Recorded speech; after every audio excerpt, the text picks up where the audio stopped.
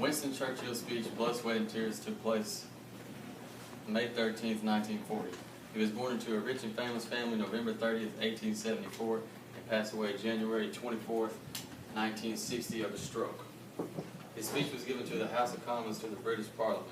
Churchill's brief statements was one of the finest call to arms yet uttered. It came at the beginning of World War II. It was seemingly unstoppable. And Winston Churchill was a man that will never be forgotten.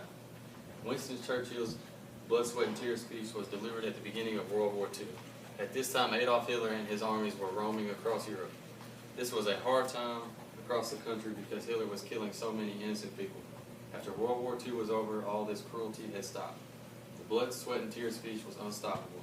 An important quote in this speech was, "I have nothing to offer but blood, sweat, tears, and toil." It was a very inspirational and motivating speech. Winston Churchill wanted the struggle and suffering to stop. Winston Churchill was a man that will never be forgotten. He was Britain's Prime Minister for most of World War II. He was famous for his speeches and his refusal to never give up and always keep going.